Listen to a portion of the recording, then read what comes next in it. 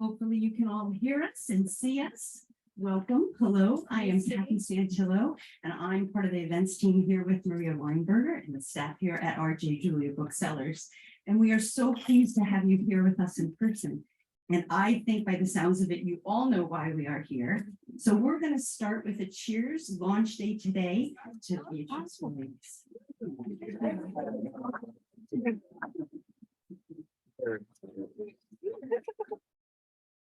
I needed that. So you know that Beatriz Williams is launching her latest book, and many of you know all kinds of details about what we'll be talking about today. So this will be a very brief introduction. The beaches at Summerlee, they are something that some of us have learned about, and the New York Times has just reviewed it. So I couldn't help but pull at least one line from there. So as we said our cheers, I was thinking that the New York Times article stated, there are few more skilled practitioners of the craft of summer fiction than Beatriz Williams.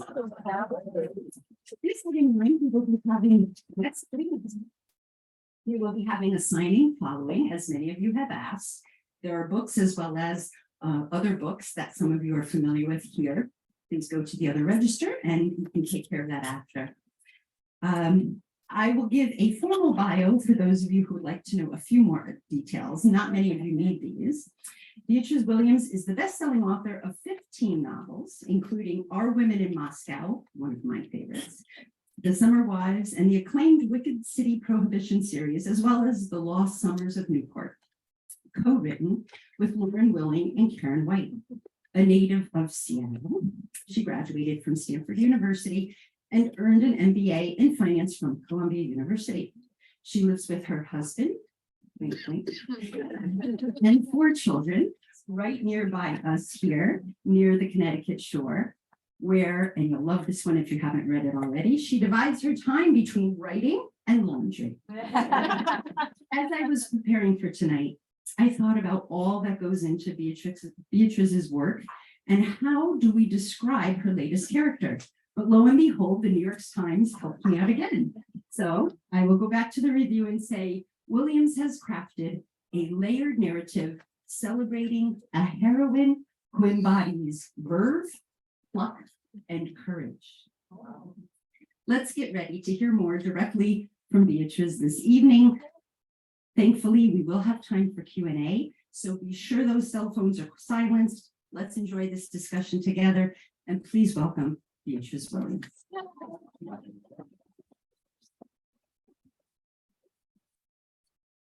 Oh my goodness, thank you all for coming. When they told me how many people had registered, I sort of did a double take.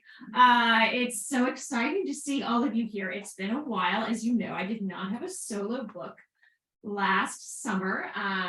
Long story, but I did have The Lost Summers of Newport out with my best friends and writing collaborators, Karen White and Lauren Willig, and we had a ball going all over the place doing our shtick. But I did really miss being out and talking about my own individual books and seeing all of you who are, many of you, my longtime readers. Actually, so how many of you have been to a Beatriz event before?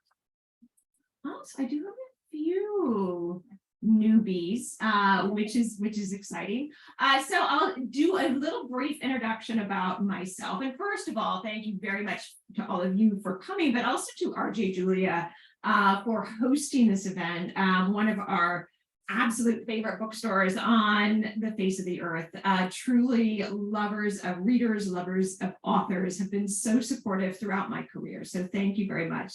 I'm delighted to be here. So yes, I am Beatriz Williams, and I am really excited. We talked about that New York Times review for women writers who focus on the more commercial end of the market. It is very exciting to have the New York Times even notice that we have a book out at all, let alone write a review, let alone write what was really a rave review of The Beach at Summerlee by Lee Heber, who until recently was Oprah's like book woman. She was like head of Oprah's book club. So no, don't worry, I'm not an Oprah's book club selection, but But it is very exciting to have someone that respected write such a positive review of this book. So I'm very excited to be here and to tell you a little bit about what I do. If you're not as familiar with my work as some, yes, I have a background in finance, but that's really a cover because I always did want to write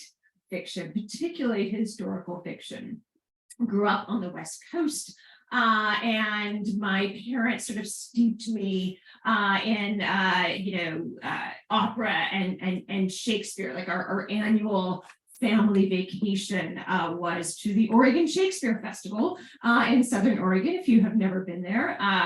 In 1936, a man named Angus Bomer decided it'd be a really great idea to build a replica of the Globe Theater in the sort of foothills of the Siskiyous. And he did, and people came, including many years later, me and my family. So from a very young and actually very inappropriately young age, I was watching some very sophisticated, Shakespeare plays. I remember I was 5, it was The Tempest and Taming of the Shrew. And I was considered too young to see Richard III. That was a bit more like adult material, but that was kind of my upbringing. So I'm kind of a strange, nerdy kid, and I go to college in California, a little out of place, came to the East Coast, and I'm like, oh my God, these are my people. And I met my husband very soon after I arrived. He's kind of hiding there in the corner, the tall, handsome man in the corner there. And my husband, of course, comes from a family that's been living in the East Coast for a long period of time. And he very swiftly introduced me to this whole culture. And luckily, I was an anthropology major in college. So I was quickly able to sort of put my skills to use to understand what was going on here. For example, one of the first things we did was I met him in March, and by August he had me coming to his mother has been summoned. She's in here. Get to guess where my mother-in-law is. You might be sitting next to her. So every summer, her family for like 100 years has summered in Rumsden, New Jersey, and they belong to the Seabright Beach Club, which is a very old beach club there at the very top of the Jersey Shore. So Sydney brings me down, and we're sitting there on the boardwalk, and I'm 22 years old, and I'm thinking, well, this is exciting. We're sitting there, we're ordering our rum Southsides, we're chit-chatting, and someone sort of wanders by, and we'll call him Scooter. Scooter wanders by and stops to talk with my mother-in-law. They have this lovely chat about, Chippy, who's off at Princeton playing lacrosse and all these things. And it's a lovely chat, and he moves off, and my mother-in-law leans into me and says, I never liked him. And I thought, gosh, that's kind of funny because like he kind of felt like you were friends. But what I'm starting to understand was that there's this whole culture where if you have generations going back belonging to the same club, you kind of have to get along. Even if you don't like each other, you have to pretend you like each other. So that was a new thing for me. I mean, the West Coast, like a building that's 100 years old is like a really, really old building. So that was a new thing for me. And then the other thing, of course, when I first met my mother-in-law, who's lovely, I'm picking on her, I'm sorry. I love you. And so, my West Coast way, I come up and give her a big hug, and I'm like, Caroline, I'm Beatrice. And I instantly felt I had crossed a line. I don't know how I understood very quickly that this was Mrs. Williams. And we had a one, luckily we got engaged fairly quickly. And I remember on the day that my husband and I got engaged, of course, we called up, his parents and told them the great news. And I'll never forget. She said, now you can call me Caroline. It was a very happy moment for me. But I'm learning all about this whole culture, and it's fascinating. One of the things that really, I'm my in-laws live across, right on the shore here, and we were one time in Stonington, and we're kind of looking across the water, and my husband says, "Oh, that's Fisher's Island over there," and he told me a little bit about Fisher's Island. I thought, that's really interesting. It's a very quiet island. It's like the Nantucket that nobody talks about.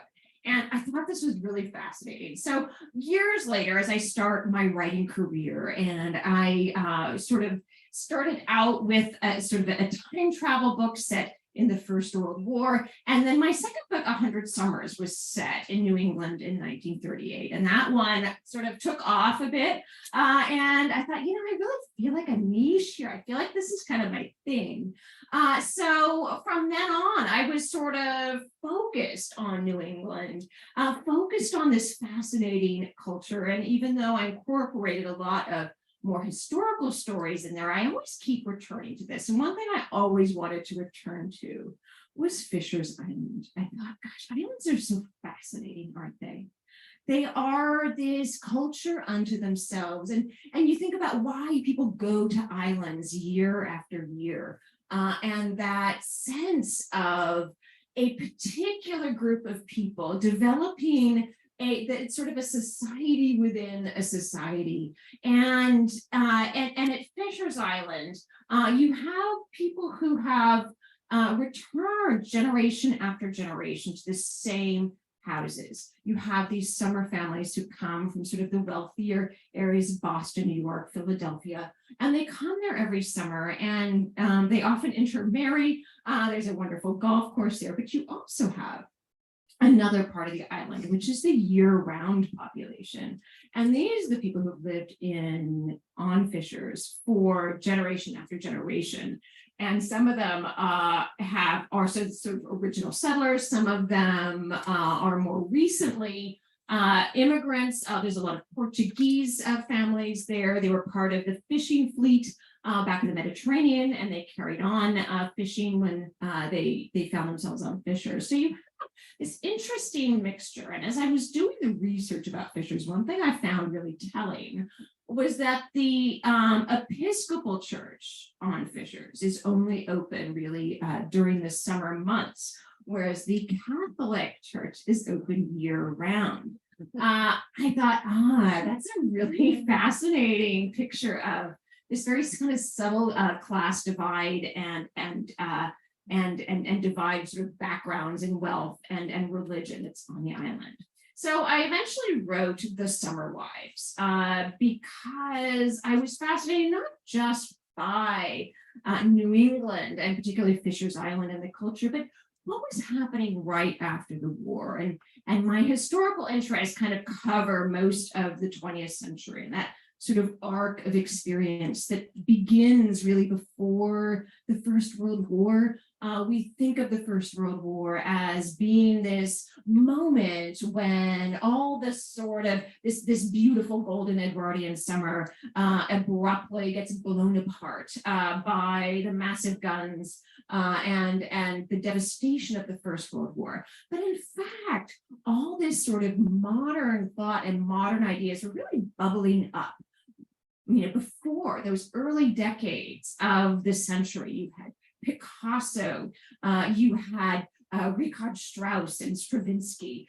In science, you had Einstein overturning the static Newtonian universe. And so all these things are happening. The First World War just sort of took all that, and in everything sort of blowing up on the front, really brought us into the modern era, where modernism was the mainstream thought. We had left behind the capital R romanticism of the Victorian era behind for good. I'm fascinated by that transition.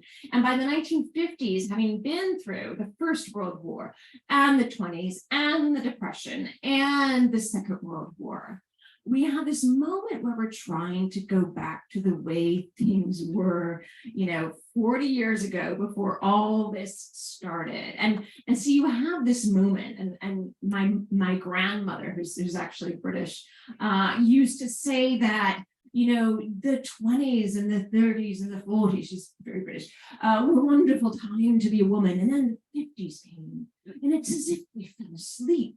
And she's very indignant about this. But, as I got older, I started to sort of understand why. If you think of all the change that happens in that first half of the 20th century, why wouldn't you want to kind of go back and try to grab that tradition back and return to a normal state? But of course you can't. The genie's out of the bottle. All these totalitarian regimes, you have obviously the Nazis have been defeated. But the problem is, in order to defeat the Nazis, we had to ally ourselves with Stalin, who is just as murderous a tyrant as Hitler. But we needed him to help defeat Hitler. But by the end of the war, we realized that, okay, now we've got this problem, because having allied with Stalin, we have given him not just that stature and power on the world stage, but we have given him an opportunity. And this is what became my most recent obsession with the early years of the Cold War. If you read Our Woman in Moscow, it was a lot about, I sort of took the story of the Cambridge spy ring, which was this, and we don't actually know, we say 5, the Cambridge 5, but there may have been many more, who were recruited by Stalin's intelligence service in the 1930s out of the very prestigious British universities, Oxford, primarily Cambridge. They were young men who were understandably at that point in the 1930s, very left-leaning, by, in the 1929 crash and the Depression had sort of taken the steam out of capitalism, and people were looking at other forms of government, other forms of economic organization. And Stalin, like any good psychopath, was a really good, public relations guy. So he sort of got everybody who wanted so badly to believe in this, and why wouldn't you? And he got them to think that this was, in fact, a potential utopia, that they were on the road to the modern way of organizing economies and leaving capitalism behind. And of course, as we now know, Stalin's regime was about as murderous and tyrannical as you could get. You had the purges. You had, as we see, the repercussions even today, this manufactured famine in Ukraine. He was trying to get the kulaks, the small peasant landowners, to collectivize. They didn't want to do it, so he created this famine. Millions of people died in this famine in the 1930s. You can understand why the Ukrainians today are very resistant to the Russians taking over their country. So all this is going on, and Stalin essentially has these young men who have graduated from Cambridge and entered the spy services, MI5, MI6, the Foreign Office, the highest reaches of government. And he's got people who are reporting back to Stalin. You have people like Kim Philby, who at one point is head of Soviet counterintelligence for MI6. In other words, he's the guy who's out there hunting down the Soviet moles inside MI6. And he is the Soviet mole inside MI6. And he is stationed in Washington. He's having, weekly luncheons with the head of the CIA after the war. So you really can't guess. We think about the McCarthy era as being, and indeed it was un-American in the sense that it very much echoed the show trials that Stalin had in the 1930s, purging his own people. But on the other hand, there was a very real problem with these deep cover Soviet agents in Western government and Western services. So you had all this going on. So on the surface, you have this very serene attempt to return to life as it was. But underneath, you have this inevitable pushing forward into the modern era. So that is why I'm kind of fascinated by this period at the present time.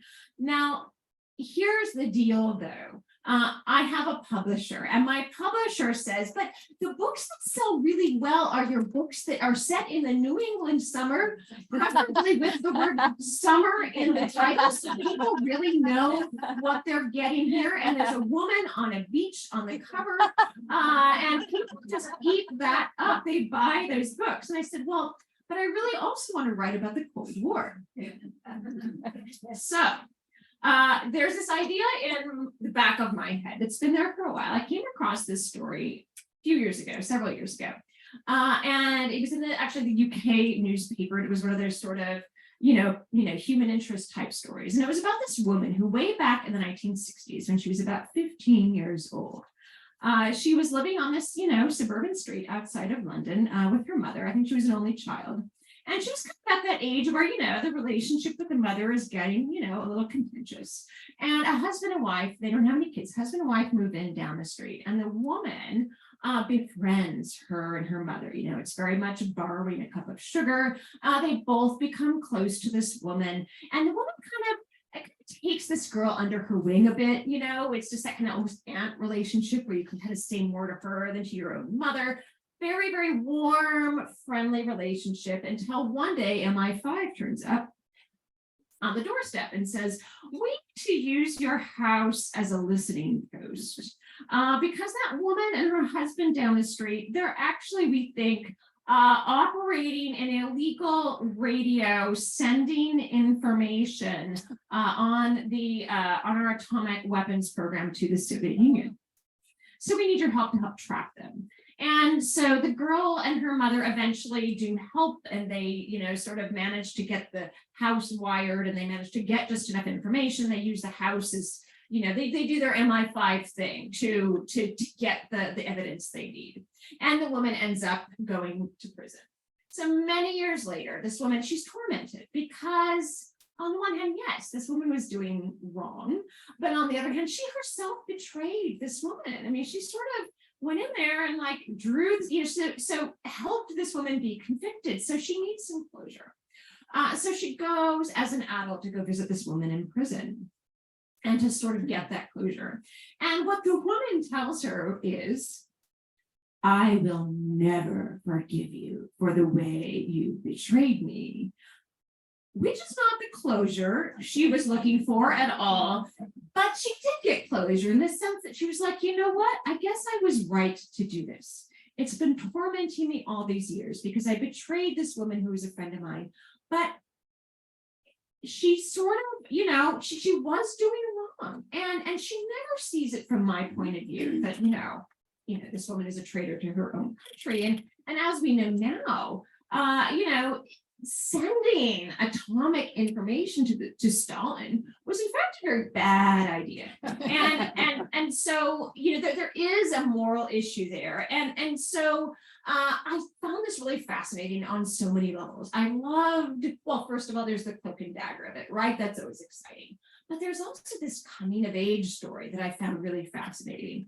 And then this whole idea of years later, as you know, if you've read my books, I love the idea of someone returning to a trauma in their past years later to kind of resolve it. I said, this has all the hallmarks of a Beatriz Williams novel, but my publisher, my editor really want me to go back and do another summer book. So I was like, well, what if I set this whole situation back on Winthrop Island, the setting of The Summer Wives, my fictional, loosely inspired by Fisher's Island in Long Island Sound. Because if, like Fisher's Island, you are situated at the very end of Long Island Sound, you're actually in a very good position to set up an illegal radio sending information out of the country. So that is kind of the setup. And my editor was like, okay, that works for me. So I went back to Winthrop Island. I found some of the families that we met in The Summer Wives. Then I created a new family, the Peabody family. They have an estate kind of at the tip of Winthrop Island. And this estate has, the Peabody family has 3 sons. and they all go off to fight in World War II. There is also a caretaker. The caretaker is a man named Winthrop and his daughter Emilia. They are descendants of the original settlers on the island, but of course they were just farmers. The island has long since been bought up by wealthy Easterners wanting summer houses, so he's now a caretaker on the Peabody estate. And Emilia, of course, has her tangled road. She grew up with these boys, very attractive boys, and has a bit of romantic entanglement there. So when they return from the war, and only 2 of them return, one of them is killed, she picks up again this romance that was sort of bubbling up with Shep Peabody. But the other person who returns on to the island that summer is the Aunt Olive, and she has been all over the world, and she befriends Emilia, and I think you can see what's coming here because, of course, who turns up on the island?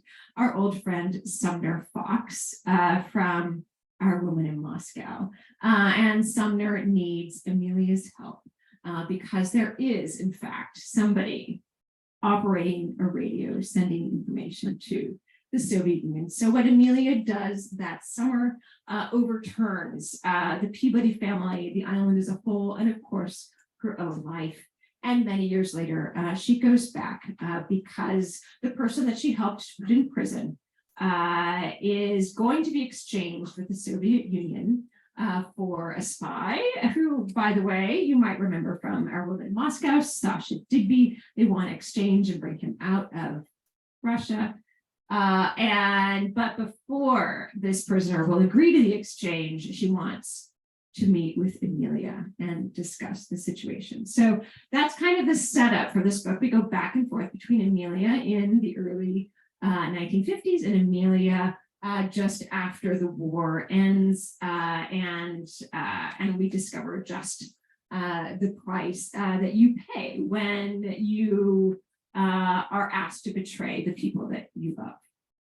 That's the setup. I hope I haven't given away too many spoilers, but it isn't really about the spoilers. It's about the journey along the way. And Emilia, who is really one of my favorite characters that I've written, and the change. Really the fascinating thing about this book was writing, first of all, her story in 1946 as a young woman, and then her story 8 years later, much older and wiser, a different almost Emilia. And as you start to see what happened and what brought about that change in her. So anyway, I'm not going to give any more away. I've probably given away too much already, but I'm happy to answer any of your questions about the book, about the historical background to the story, and really kind of anything else you want to throw at me. I'm pretty, I can talk about anything almost.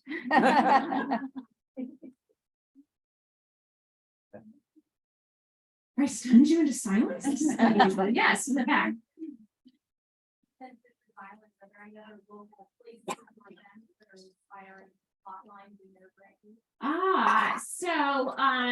Well, my, 100 Summers, of course, if you've read that was set in sort of a fictionalized version of Watch Hill, the Napattree Point during the Great New England Hurricane of 1938, which was something I only learned about after I moved to the area because, New Englanders, we don't talk about it, right? We don't make a big deal about our hurricanes, right? So I was a little surprised to learn there had been this practically Category 5 hurricane in New England in 1938 that kind of devastated everything. So that's that's been an inspiration. And again, it's really more, a lot of my stories are inspired by stories that are in my in-laws family. They have quite a few fascinating characters in there.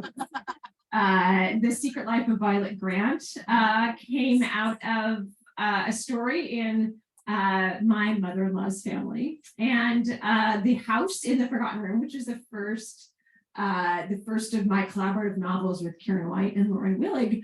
The house in that book was inspired by a house that was in my mother-in-law's family for a long time, and I've been told I'm not allowed to tell you what it's sold for after the war because it was a small sum compared to how much it was sold for more recently, long after it's gone out of the family. But it's kind of fascinating. It's really a great story of a house and how really, I mean, this is really the story of the 20th century, that a house that can be built to such great expense and grandeur, at the beginning of the century could change hands for so much less.